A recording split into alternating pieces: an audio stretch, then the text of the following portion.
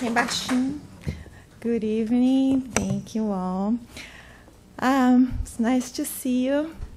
Some well-known faces, friendly faces, some people that we are going to get to know tonight. Good evening to all the internauts that are watching us online, or good day, could be. Tonight we're going to share a study on the gospel. Who here does ever read the gospel according to the Spiritism? Anybody owns a book? Read it? The gospel at home? Chapter 17. We're going to talk, and the title of the chapter is Be Perfect. And we're going to share a study about this theme and what it means and what can we bring to our own lives, to our daily lives, right? Because there's no point in us being here, spending all this time here, investing in all this study and listening and trying to understand if you're not going to bring it to our own daily lives, in our attitude, in our behavior, right? We got to change something. So what do you think he means by be perfect? Who said that, be perfect? Be perfect as your Father is. Who said that? Who advised that? Jesus. What did he mean by that? We got to keep in mind that over time, there were translations, right? In his own language, in his own time. What did he mean by that? Be perfect as your own Father is. What do you think? Is it possible for us to be perfect as God is? Maybe one day. Can the creature be the same as the Creator? Why would Jesus tell us be perfect? What did perfect mean at his time? So we go back, we study. I don't speak Greek, I don't speak Aramaic, but the ones who do, they tell us that at that time, perfect, or the word that was translated as perfect, meant complete, mature, accomplish your purpose. So being perfect is not really free of flaws or completely good, unconditionally free of error, is it? Does being complete, mature, accomplish your purpose, does it have the same feeling as be perfect? It's a totally different picture, isn't it?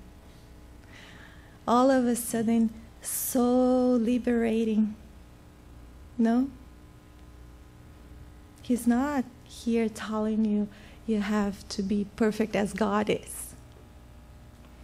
And in a study, they say a glass is perfect for drinking water, but it's not perfect for cutting a loaf of bread, is it? What is perfect for cutting the bread is a knife. It accomplishes its purpose perfectly for drinking water, the glass. And the knife accomplishes its purpose perfectly at cutting a loaf of bread. But two completely different objects, purposes, functionalities, two completely different personalities, two completely different people, perfect on their own, standing as a mature person accomplishing their purpose in the world. A lot lighter than be perfect as your Father is, isn't it? So I started the idea of bringing you the cycle of a butterfly. We start our spirit life as little eggs like that. What is the purpose here? Life is still throbbing there. Life is still alive, right? But it doesn't move. It's just there, sitting on the leaf. What is the purpose? As we grow, mature, it's maturing. Pardon me? Evolving. It is serving as a nutrition for the being that is growing inside, isn't it? We can't see yet.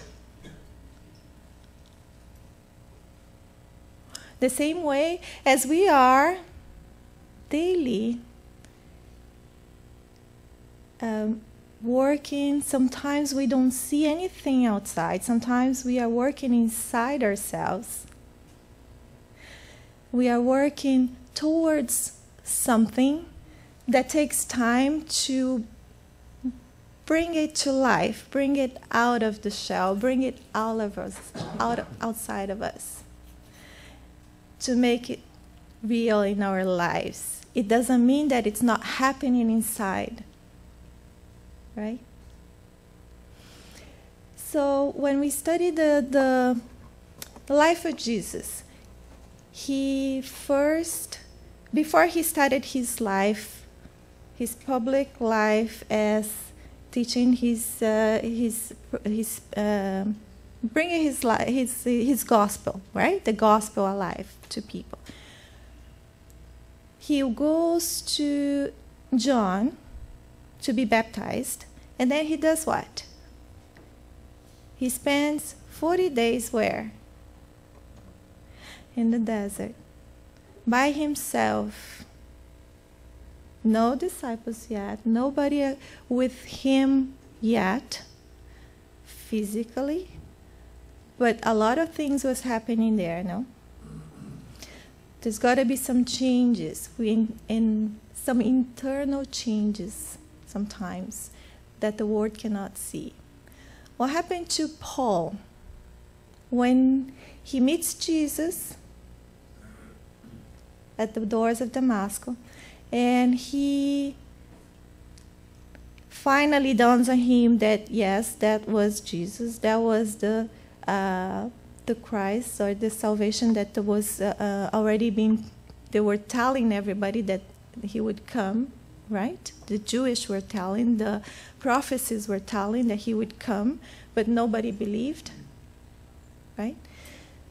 But once he realizes that, he goes into Damascus. He goes to Ananias, and after that he spends how many years in the desert? 3 years. So how many years, or how many days, or how long does it take to us, or will take us, to realize something and make the change? Each person has their own time. This is something interior. This is a growth that it cannot be measured by time. It cannot be measured by other person's time. It's the famous know thyself, right? It's something that we have to work inside ourselves, get to know us, and this is a question that we have to make every day, every time. What is my agenda? What is it that I want? Why am I doing this? Why am I here? Why am I studying this? What am I going to get from this? What am I going to do with it?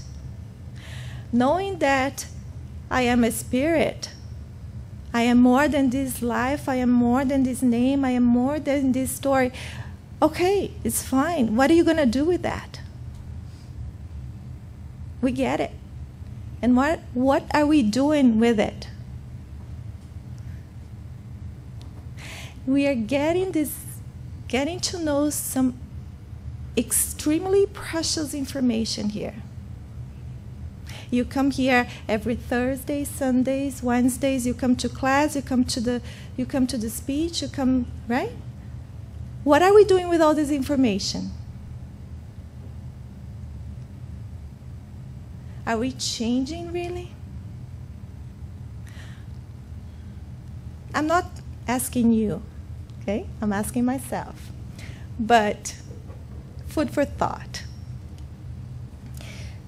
So he continues on this chapter 17. What are the characteristics of this perfection? So he brings one teaching from Jesus from Matthew. So he says, love thy enemy. Was this a change of paradigm for the time? You bet. Is this a change today still? You bet. What makes you better than anybody else loving your family, your kids, the ones who love you? That was a question 2,000 years ago, and we're still doing it. And then we're going to go study, what did he mean by enemies? When Jesus came, he said, I did not come to break the law or change the law. Did he? He said that. Who are these enemies at the time? Is it a person? Is it somebody that I don't like, that I don't get along with? At this time, he was talking about the tribes, the Jewish tribes. So we are talking here not just the personal enemy, one person, one name. We are talking about enemies in a much bigger concept. So we are talking about tribes going against tribes. At the time, it was a smaller sense of families, but we can transport it to today, to nations. Well, we're still fighting because we think that people from different culture, different language, different country, they don't belong. They're different. And they don't deserve. Don't we? We do it every time. And then he says, well, love thy enemies. Is he only talking about the enemies outside? What about our enemies inside?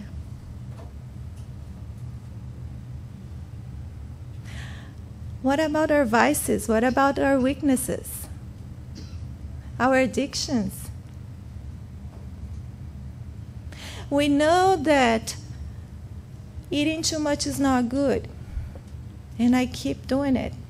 I know that I need to exercise, but I don't. I know that I should eat healthy, but I still don't.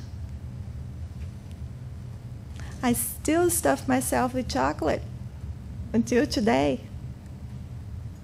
I don't need the stuff, but still I stuff myself just because I have to be at the same level as Mr. Joe who lives next door. Did it only happen 2,000 years ago? My tribe is better than yours? We're still playing it in every single championship, aren't we? Bless them who curse you, do good to them who hate you, because doing good to people who do good for you, even the publicans do that. That's what Jesus said. At his time, who were the publicans? They were the people who collected taxes. Nowadays, we don't have any problems with paying taxes, but at the time it was serious. At the time, people didn't like paying taxes, especially when it was to serve somebody that did not belong. They were all Jewish, paying taxes to the Romans. They didn't belong to their religion. They didn't belong to their place. They didn't belong to their country. They didn't speak the same language. And still, I'm paying taxes to them.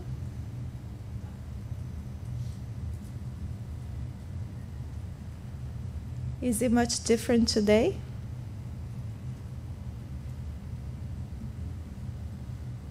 Why do we still have wars nowadays? Are the reasons too much different? Are the explanations too much different than 5,000 years ago? When we say that evolution is step by step and very slow, it's serious. We're not joking. We are taking a long time.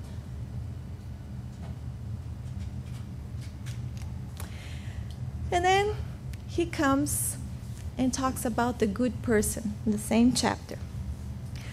Kardec talks about what is a good person? What does he do? What makes him different? What is it that we are thriving for? What is the model that we are following? And then he brings is it hard lesson here? Is it something new that we are talking here? Old as we are. And then he brings this sentence here, this story. What does this remind you of?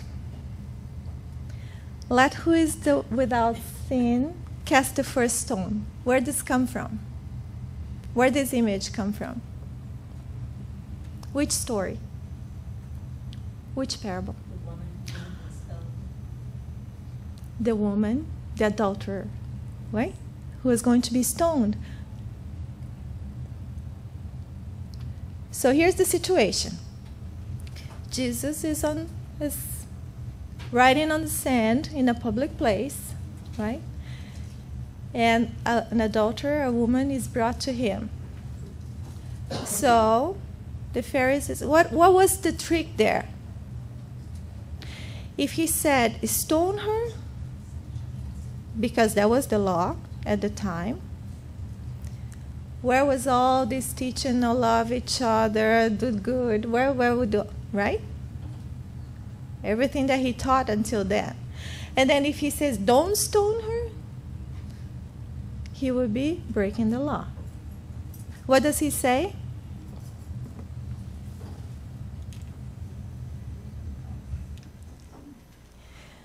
If you are without sin, throw the first stone. He didn't say don't or yes, no or yes. He brought this to the individual conscious for each person who was around, who was there. The same ones who wanted to apply the law. So this shows a few things here. How do we measure the good person? Is it the person who follows the law?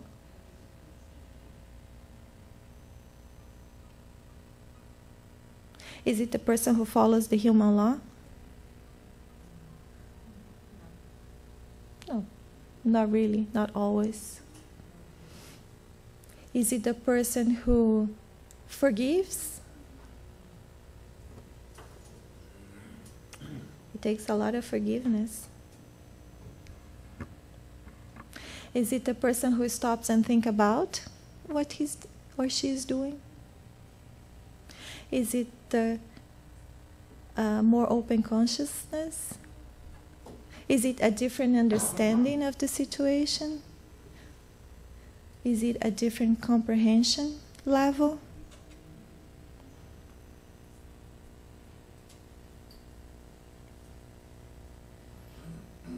And what is the golden rule? How do we know what to do? Wasn't it what that was asked to Jesus? How do we know how to act? The gospel is not a recipe of telling you do this or do that, act like this or act like that. Is it? It doesn't tell you. It doesn't tell you walk on the right side of the road. It doesn't tell you do this or do that in every step. But it does tell you do unto others as you have them done unto you. Isn't it simple? Life is so simple, isn't it? Life together is so simple. And why do we have to strive so much to live in peace? How much do we want for us that we don't need? And how much do we want for us that does not belong? It doesn't belong to us. It doesn't belong to anybody's possession. Do you really need to pay for anything to survive? Do you need to pay for the air that you breathe?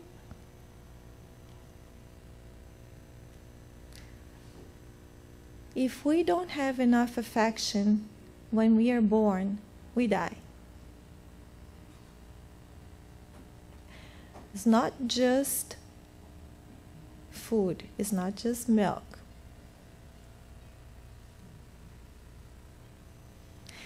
If we don't have a mother that carries us and touches us, it creates a lot of psychological problems that will last for a lifetime. This is proven. Do we any of us here ever had to pay for our mother's affection? Hug? A kiss? And this is fundamental. This is fundamental for our well-being. Having somebody who you can talk to, look in their eyes and know that no matter what you do, their love is not going to change, is fundamental for our survival.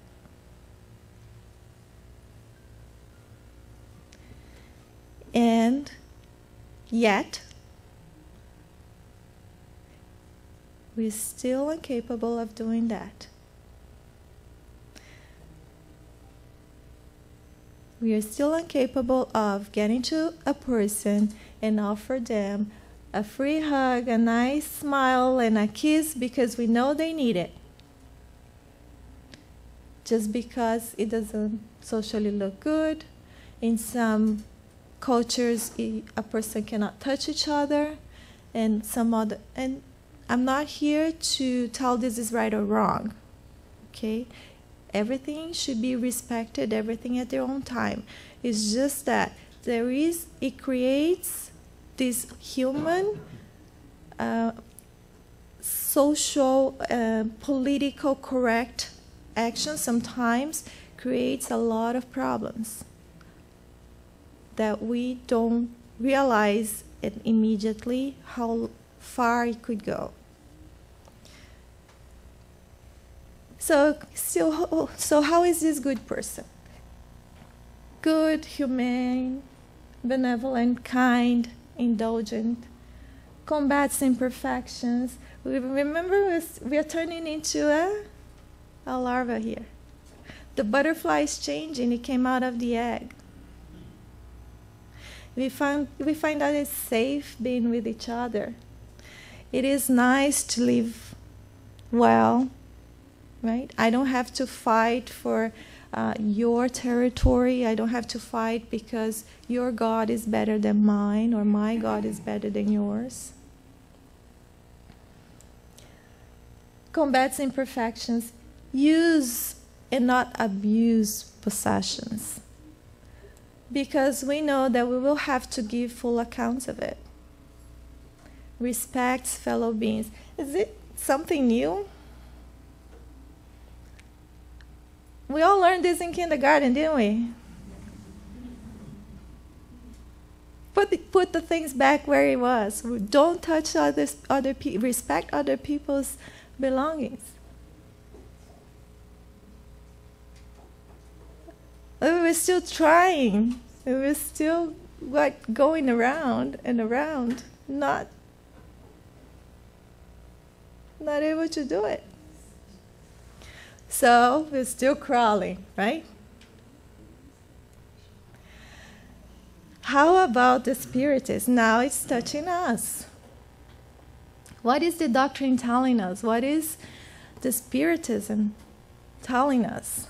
What is the difference? Remember when you talked earlier that knowledge, that we are being given precious information, and what are we doing with this knowledge?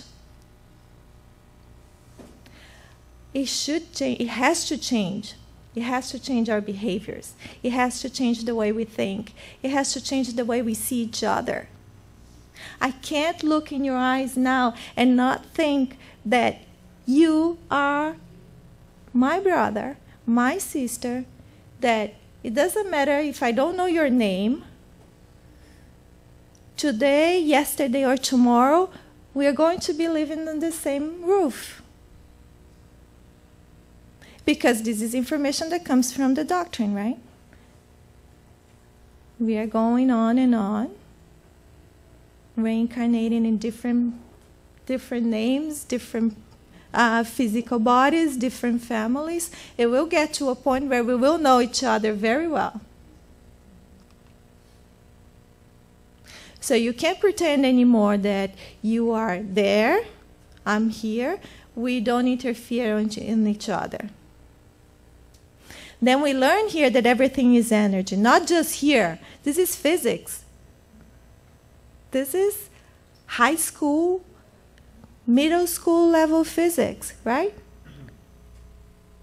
The girls can tell us in which grade you start learning. E equals energy equals mass times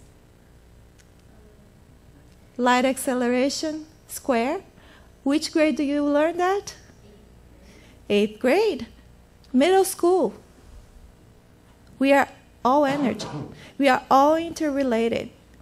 What I do here affects there. If a butterfly flies in Africa, it creates enough wind to create a hurricane in Florida.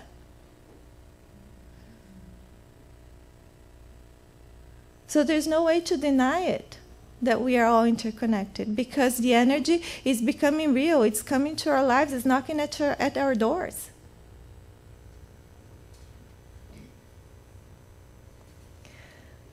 So now we have to stop and think. We have to go inside. Now that we know all this, we have to go inside and change something inside and bring back a different self.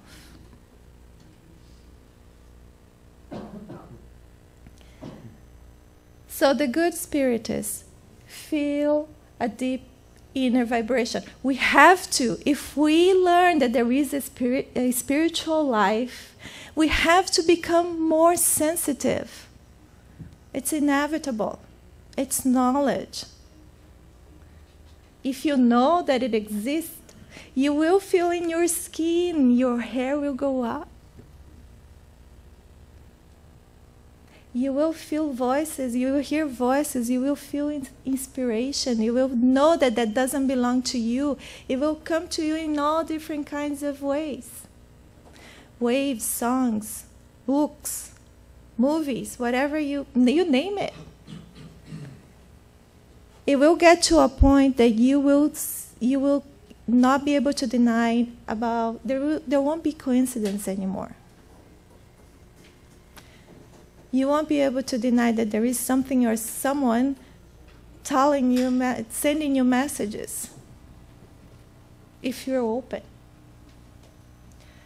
The heart is moved. Of course, if we feel more, the heart has to be moved. You can't go back anymore to the little box that you wore. We can't.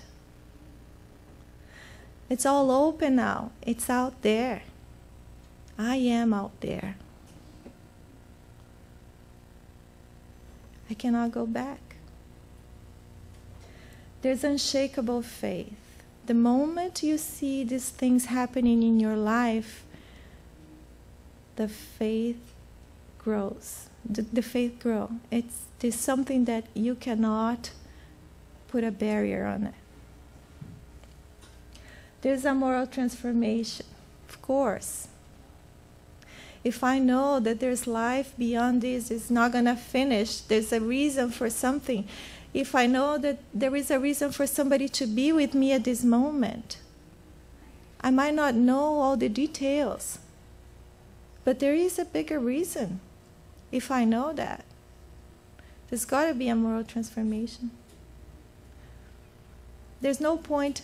Why should I not start working on myself now if life goes on? There's no more excuse to say I'm too old. I'm too old to study. No, you're not. You're taking all your learning with you. There's no point in saying it's too late. It's never too late for life. Effort to dominate bad instincts. With all this knowledge, yes, we have to hold ourselves. Everything, I can do anything, but not everything is convenient for me. So if you think about it, a person who has absolutely no regards for anything, for laws, for what others, no respect for others, all of a sudden he receives all this information. Being honest creates a lot of limitations, doesn't it?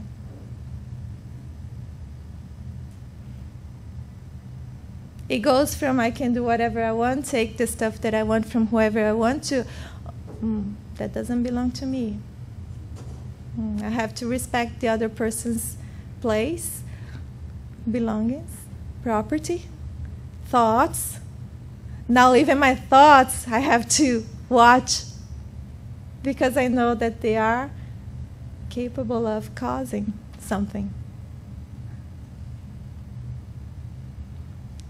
That's very limited.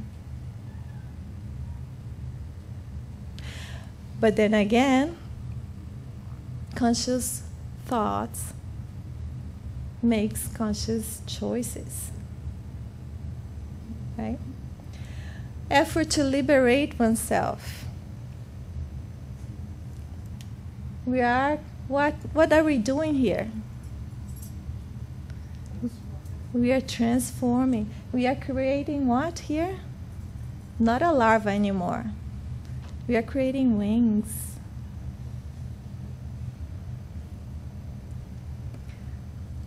And then comes instructions from the spirits.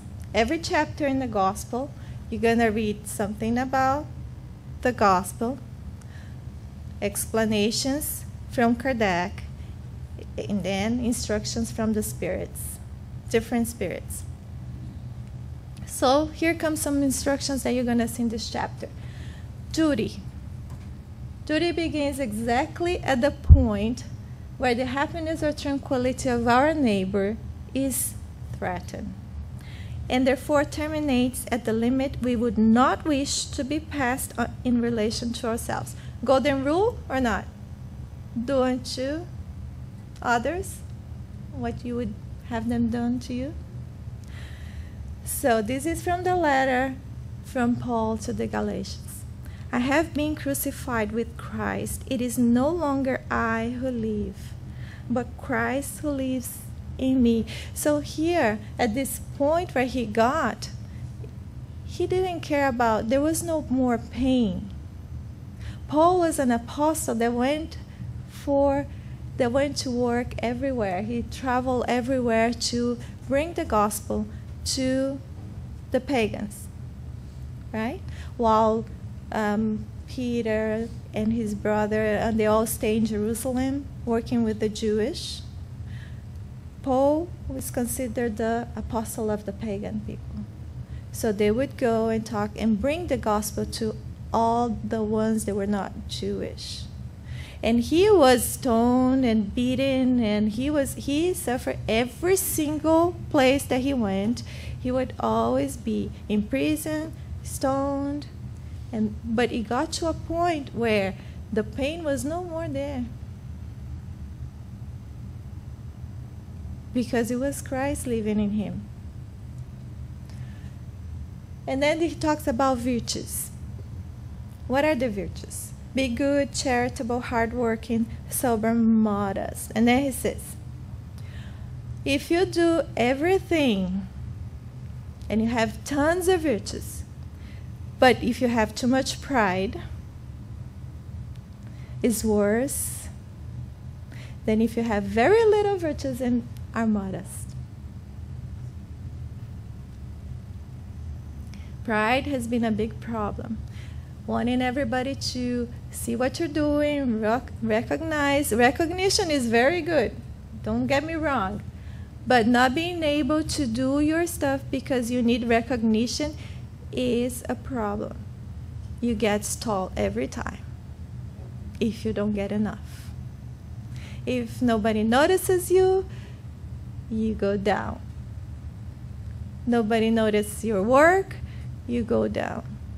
Being able to be invisible is liberating. Being able to do your work without caring if anybody's noticing makes you free.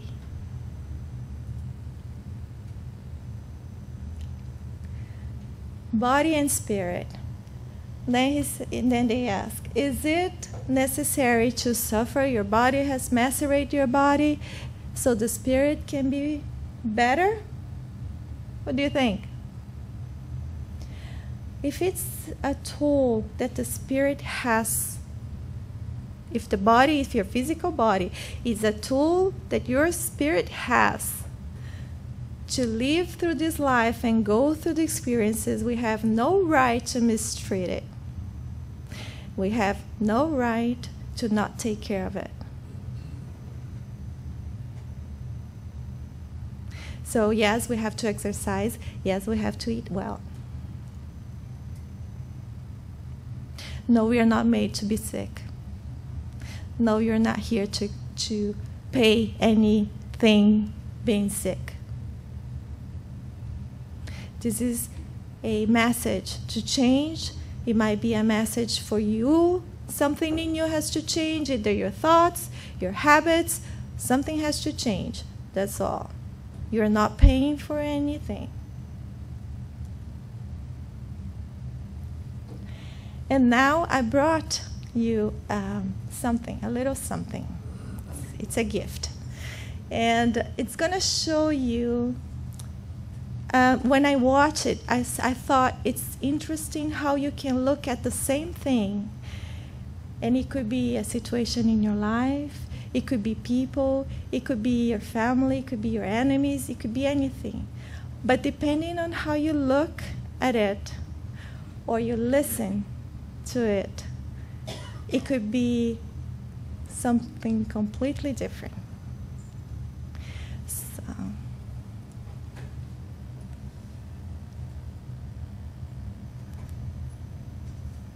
It's amazing when you dash up things, you never know what composers are going to go with which artists. And I tell you, I often wonder, like, well, say if Beethoven were alive today, or Mozart, or how they would play some of these things. Like, you know, take for instance, Happy Birthday. I wonder how Beethoven might play Happy Birthday.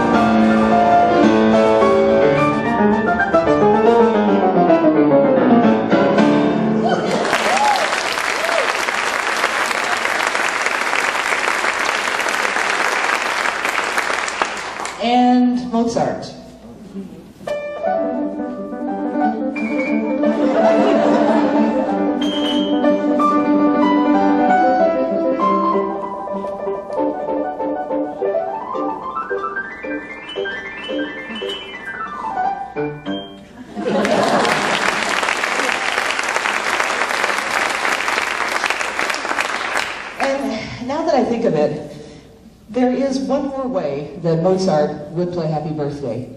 But this would have to be Mozart on an evening where he maybe had a little too much to drink. So this is the way Mozart would play Happy Birthday, a little intoxicated.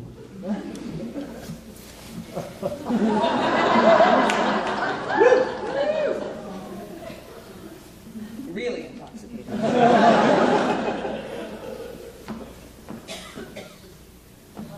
Who watched the Amadeus? Really intoxicated.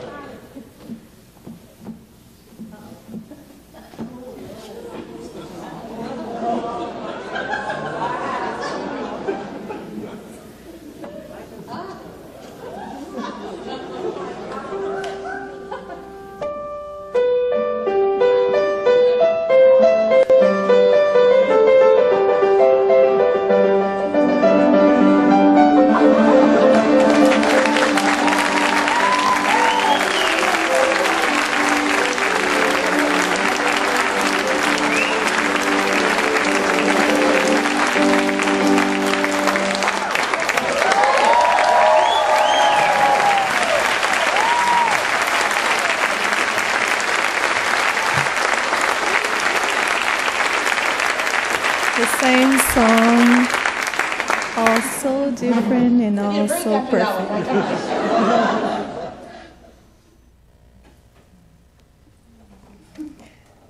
I'll say